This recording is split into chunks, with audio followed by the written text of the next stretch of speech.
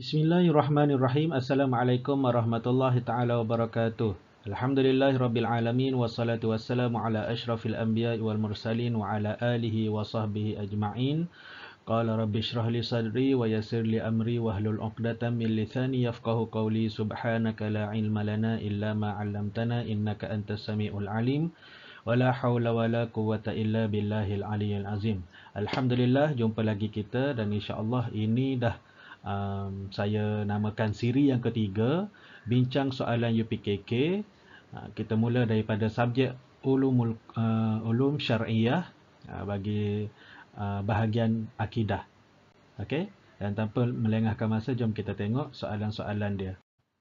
Okey, so kita nak bincangkan berkaitan dengan subjek ulum syar'iyah bahagian A, iaitu akidah, 50 markah. Ulum syar'iyah ni dia gabung akidah dan ibadah. So hari ni kita nak tengok akidah terlebih dahulu. Okey, soalan-soalan dia. Okey, soalan 1 hingga soalan 10. Soalan 1 hingga soalan 10, bulatkan jawapan yang betul. Okey, nombor 1. Kitab tempat kosong diturunkan kepada Nabi Isa. Okey, kitab apa yang diturunkan kepada Nabi Isa? Kitab Nabi Isa. Okey, jawapannya ialah, kita tengok, alif Zabur, ba Taurat, jim Injil, dal Al-Quran. Okey, kitab yang diturunkan kepada Nabi Isa ialah kitab Injil. Okey, kalau kita tengok alif tu kitab Zabur untuk Nabi Daud, kitab Taurat untuk Nabi Musa, dal kitab Al-Quran untuk Nabi Muhammad, jim kitab Injil untuk Nabi Isa. So jawapan dia jim.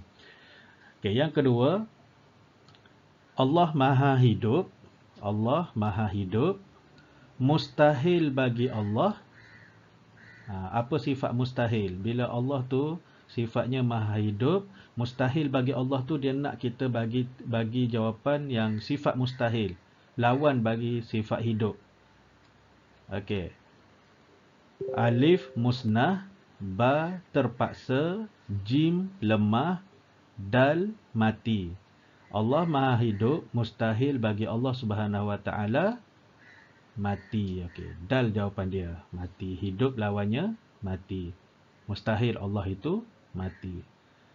Okay, soalan seterusnya, para rasul dapat menyampaikan dakwah secara berhikmah dan lancar dengan jalan, cara atau idea yang bernas. Para rasul dapat menyampaikan dakwah secara berhikmah dan lancar dengan jalan, cara atau idea yang bernas. Nyatakan sifat berdasarkan penyataan di atas. Okey. Alif as-sidqu, ba al-amanah, jim al-fatanah, dal at-tabligh. Okey, ni semua alif, ba, jim, dal ni semuanya adalah sifat wajib bagi rasul. As-sidqu benar, al-amanah amanah, al-fatanah bijaksana, dal at-tabligh menyampaikan.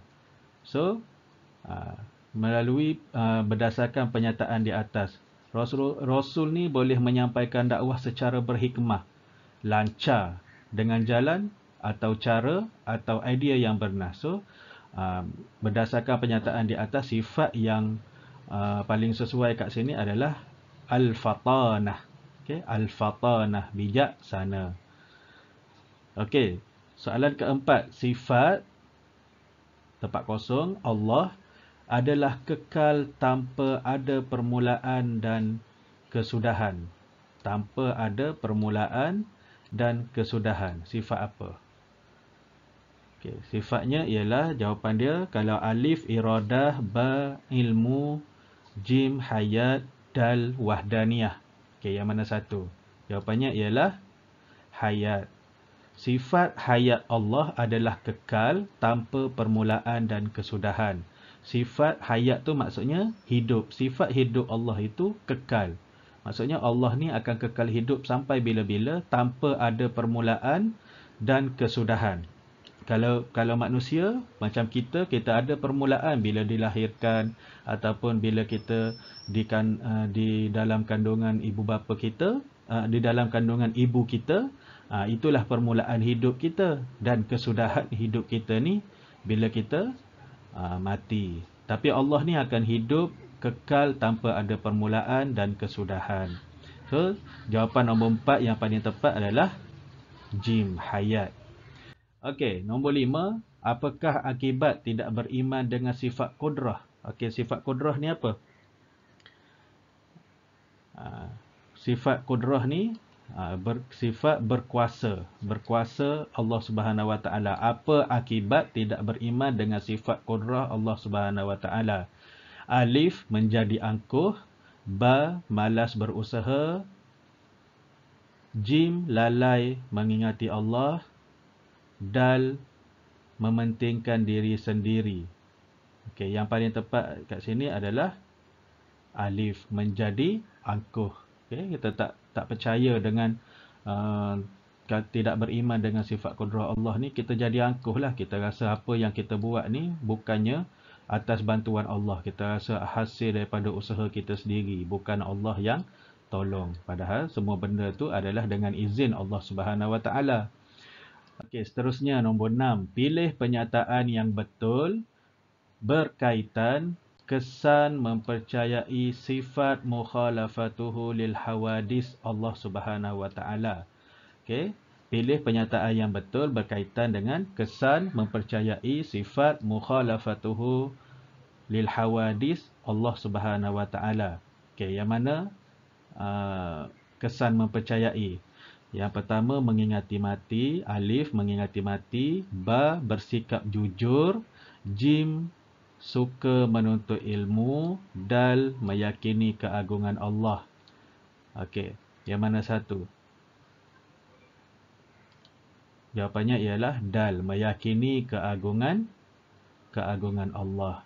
Sebab mukhalafatuhu lil hawadis ni, Allah itu berbeza dengan sesuatu yang baharu, ataupun Allah berbeza dengan makhluk. Okey, so jawapan paling tepat dekat sini adalah dal, meyakini keagungan Allah. Seterusnya soalan nombor 7. Inni lakum rasulun amin. Inni lakum rasulun amin. Surah Asy-Syu'ara ayat 107. Sifat wajib bagi rasul yang boleh dikaitkan dengan dalil di atas ialah alif, as-sidqu. Ba, al-amanah. Jim, al-fatanah. Dal, at-tabligh. Okey, yang mana? Inni lakum rasulun amin. Sifat yang boleh dikaitkan dengan dalil di atas ialah sifat al-amanah. Okey, al-amanah. Sesungguhnya aku adalah utusan Allah yang dapat kamu percaya. Bila orang yang kita boleh percaya ini orang yang bersifat amanah lah. So, sifat wajib bagi Rasul yang boleh dikaitkan dengan dalil di atas ialah sifat al-amanah. Okay, seterusnya soalan 8. Pilih perkara berkaitan qada. Pilih perkara berkaitan qada. Okey. Nombor 1, jodoh. 2, umur. 3, rezeki. Dal, kemalangan. Okey, jawapannya ialah alif. 1, 2 dan 3. Okey, jodoh, umur dan rezeki. Kenapa nombor 4, yang nombor 4 kemalangan ni bukan tak ada kaitan dengan qada? Kerana kemalangan merupakan kemalangan ni adalah qadar. Contoh untuk qadar. Kenapa? Qada itu ialah ketentuan. Qadar pelaksanaan terhadap ketentuan. So kalau kita kata mati. Mati, apa yang menyebabkan seseorang itu mati? Ialah kemalangan. So kemalangan tu termasuk dalam qadar. So kalau perkara yang berkaitan dengan qada kat sini, jodoh, rezeki, jodoh, umur dan rezeki. 1, 2 dan 3. Okey. Seterusnya soalan nombor 9. Berikut adalah kelebihan kitab Al-Quran kecuali. Okey. Kecuali, ingat soalan kecuali ni maksudnya dia akan bagi kita jawapan yang betul berkaitan dengan kelebihan kitab Al-Quran, tapi ada satu yang salah. Itulah yang akan jadi jawapan. Okey, kita tengok. Alif, penawar kepada penyakit. Ba, terhad untuk kaum Arab. Jim, terpelihara sehingga hari kiamat. Dal, syariat di dalam Al-Quran syumul dan lengkap. So, yang mana bukan kelebihan? Sebab soalan dia kecuali kan. So, jawapannya adalah ba, terhad untuk kaum Arab sahaja. Al-Quran bukan terhad pada kaum Arab sahaja. Kaum-kaum lain pun, sehinggalah sampai kita kaum Melayu pun, asalkan beragama Islam, semuanya berpandukan Al-Quran. So, ba jawapan dia. Terhad untuk kaum Arab. Okey, soalan nombor 10. Ia tidak beranak dan ia pula tidak diperanakkan. Ia tidak beranak dan ia pula tidak diperanakkan. Dalil nakli di atas merujuk kepada sifat Allah. Sifat apa? Allah Subhanahu Wa Taala.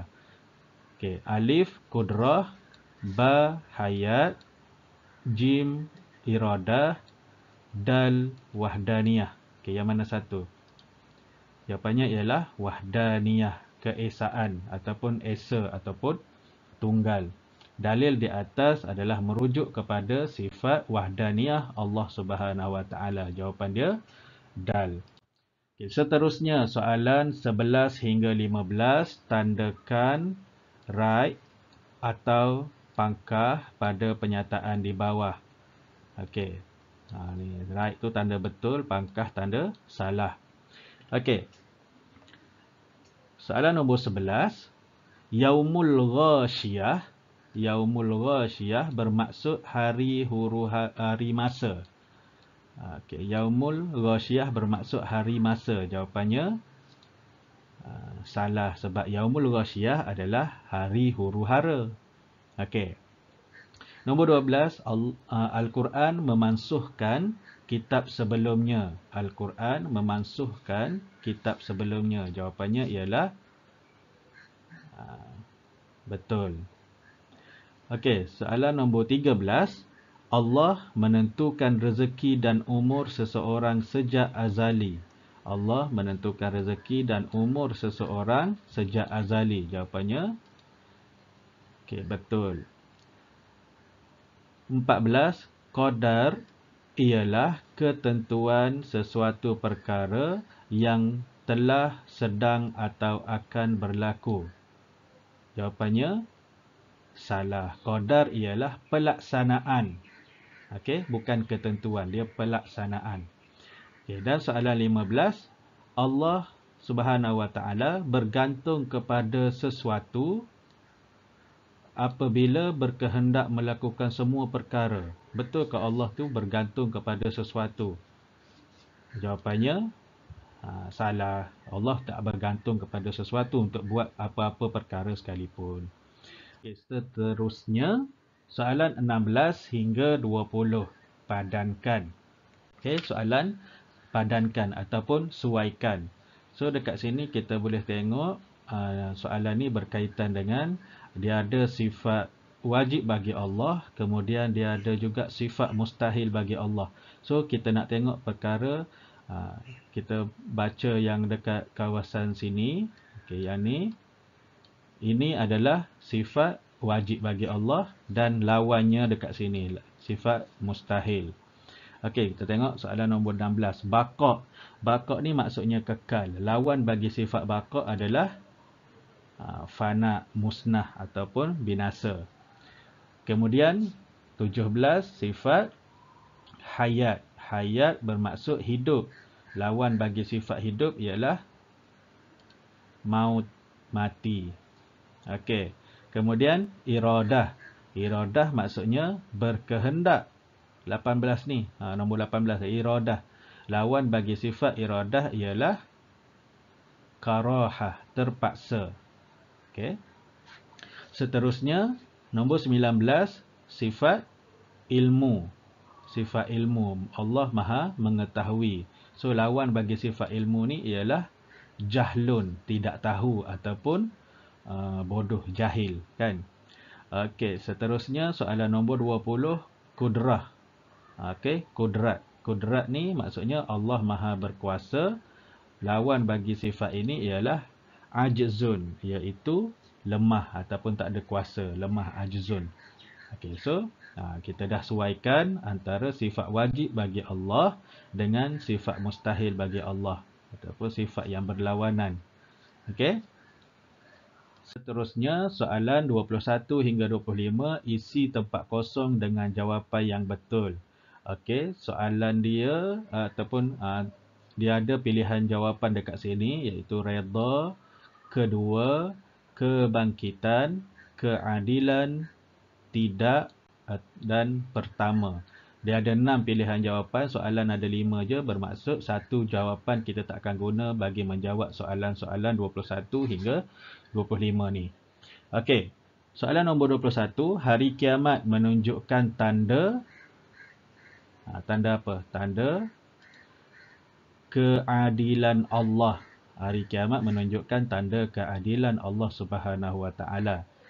Soalan 22, Yaumul Ba'si bermaksud hari Yaumul Ba'si bermaksud hari kebangkitan, hari kebangkitan. 23, soalan nombor 23, tempat kosong ialah pasrah dan bersabar dengan ketentuan Allah. Apa yang sesuai kat situ? Redha ialah pasrah dan bersabar dengan ketentuan Allah. Soalan nombor 24, kehendak manusia agak terbatas, tetapi kehendak Allah, tempat kosong, terbatas. Kehendak Allah tidak terbatas. Kehendak manusia agak terbatas, tetapi kehendak Allah tidak terbatas. Okey, seterusnya soalan nombor 25. Semua makhluk dibangkitkan semula apabila sangkakala, jawapannya, kedua ditiup. Okey, semua makhluk dibangkitkan semula apabila sangkakala kedua ditiup. Okey, selesai soalan 21 hingga 25. Soalan seterusnya, garis jawapan yang betul. Garis jawapan yang betul. Okey, kita kena gariskan. Dia ada 3 pilihan jawapan setiap soalan. Kita kena gariskan jawapan yang betul. Okey, soalan nombor 1. Qada boleh berubah jika manusia berikhtiar. Okey. Berikhtiar, bertawakal, bersabar. Jawapannya berikhtiar. Okey, kemudian nombor 2, qadar, mubram atau muallaq ialah ketentuan Allah Subhanahu Wa Taala terhadap sesuatu dan tidak berubah. Apa yang tidak berubah ni? Qada, mubram. Okey, mubram ialah ketentuan Allah terhadap sesuatu dan tidak berubah. Okey, yang ketiga, beriman dengan Al-Quran menjadikan kita sentiasa taat, istiqamah, tawaduk dengan perintah Allah. Okey, yang mana satu? Beriman dengan Al-Quran menjadikan kita sentiasa taat dengan perintah Allah. Okey. Soalan seterusnya, 27, nyatakan sifat wajib bagi Rasul dan lawannya. Nyatakan sifat wajib bagi Rasul dan lawannya. Okey.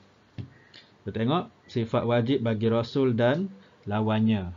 Antaranya ialah okey, kita tulis 4 kat sini. Boleh pilih salah satu. Okey, siddiq dan kazib, fatanah dan baladah, amanah dan khianat, tabligh dan kitman. Okey. Kita boleh pilihlah yang mana satu. Sama ataupun awak nak tulis dalam jawi, tulis maksud bagi ni, bagi sifat-sifat ni, sama ada kita boleh tulis benar dan dusta, percaya ataupun amanah dan khianat, Kemudian menyampaikan dan menyembunyikan, bijaksana dan bodoh. Boleh pilih. Tapi senangnya buat macam ni lah. Okey. Siddiq dan kazib, fatanah dan baladah, amanah dan khianat, tabligh dan kitman. Okey. Seterusnya, Allah menjadikan udara dan air. Allah mencipta sistem jantung dan pencernaan. Berdasarkan penyataan di atas, tulis dua nikmat Allah kepada manusia dan fungsinya. Okey. Contohnya, jawapan dia macam ni. Okey, dia nak nikmat, fungsi, nikmat, fungsi. Nikmat apa, fungsi dia apa? Dia nak dua. Okey. Contohnya, kita buat kat sini. Okey, nikmat udara. Udara fungsinya adalah untuk bernafas. Yang kedua, nikmat air fungsinya adalah sebagai minuman. Ataupun fungsi air ni juga boleh memelihara suhu, boleh sebagai pengangkutan.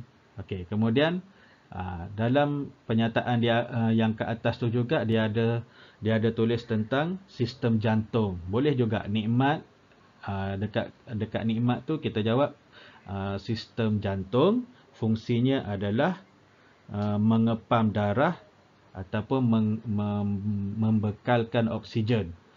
Dan yang kedua boleh jawab pencernaan. Nikmat pencernaan fungsi dia mencerna makanan. Okey, boleh pilihlah yang mana-mana jawapan yang nak ditulis. Ini sebagai contoh je lah jawapan dia. Okey. Kemudian 29, isi tempat kosong dengan jawapan yang sesuai. Isi tempat kosong dengan jawapan yang sesuai. Okey, yang ni dia tak bagi pilihan jawapan. Cuma kita kena baca betul-betul. Kemudian tuliskan kita punya jawapan dekat tempat kosong tu. Okey, kita baca. Wahdaniyah artinya Allah Subhanahu Wa Taala itu esa atau satu ataupun tunggal. Pilih yang mana satu. Okey. Oleh itu mustahil bagi Allah Subhanahu Wa Taala bersifat ta'addud ataupun berbilang-bilang. Orang yang tidak percaya dengan wahdaniyah hukumnya haram ataupun kafir ataupun terbatal iman ataupun apa lagi? Terbatal iman ataupun batal akidah ataupun berdosa besar. Boleh jawab kat situ.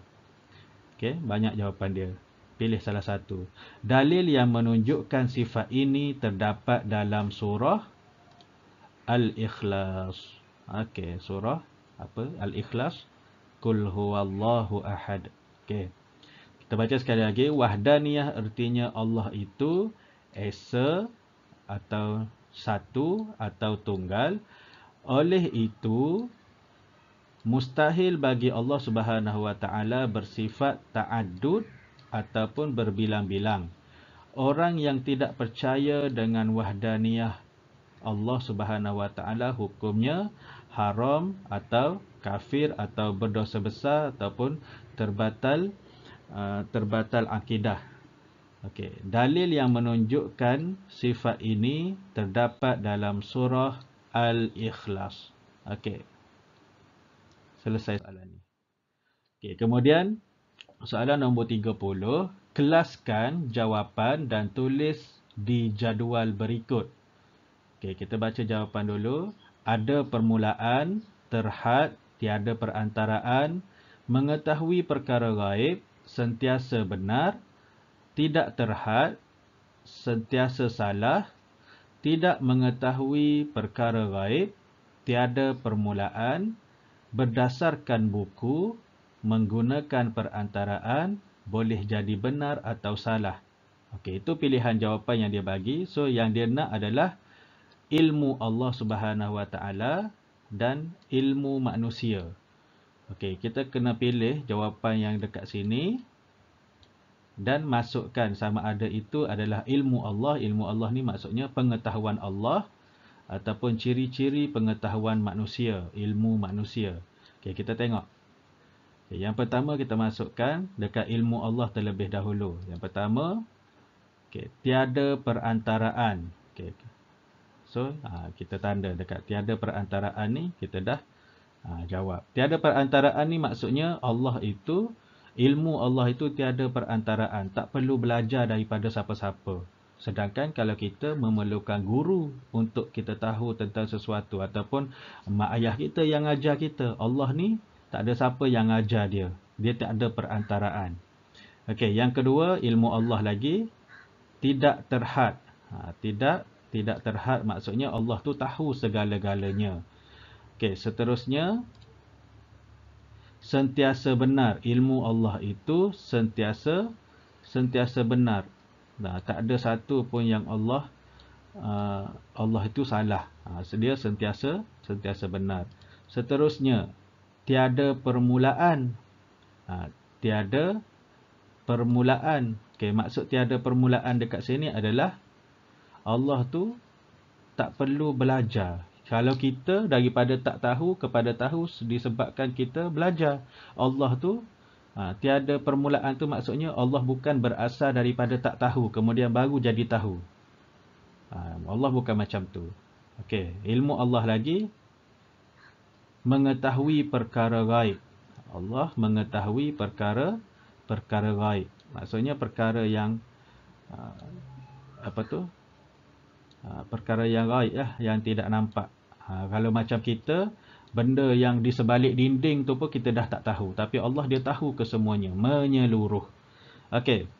Seterusnya, kita tengok ilmu manusia. Okey, ilmu manusia, antara ciri-cirinya ialah ada perantaraan. Ada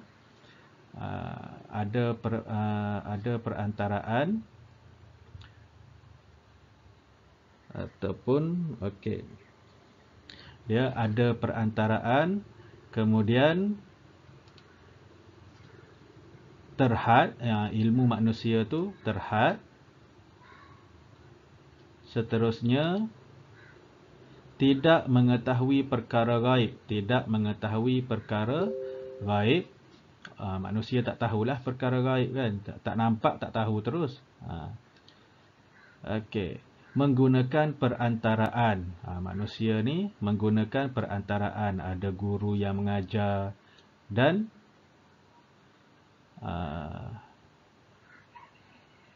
seterusnya. Okey, boleh jadi benar ataupun boleh jadi benar atau salah. Ilmu manusia ni boleh jadi benar ataupun salah. Okey. Yang atas ni tadi saya cakap ada perantaraan. Dia betul lah ada perantaraan tapi tak ada dalam jawapan. Yang sebenarnya salah baca tadi. Dia sebenarnya ada permulaan. Ada permulaan ilmu manusia ni. Okey, saya minta maaf yang tu. Okey, inilah ciri-cirinya ilmu Allah dan ilmu manusia. Okey, alhamdulillah sekadar itu sahaja perkongsian kita untuk kali ini berkaitan dengan bincang soalan UPKK bagi subjek akidah, dan semoga bertemu lagi untuk video-video bagi subjek-subjek yang seterusnya dalam siri yang ketiga ni. Wallahu a'lam, apa yang baik itu datangnya daripada Allah. Segala kelemahan, tersilap bicara, tersilap percakapan ataupun apa-apa saja kesalahan itu adalah kelemahan diri saya sendiri. Wallahu a'lam bissawab. Assalamualaikum warahmatullahi taala wabarakatuh.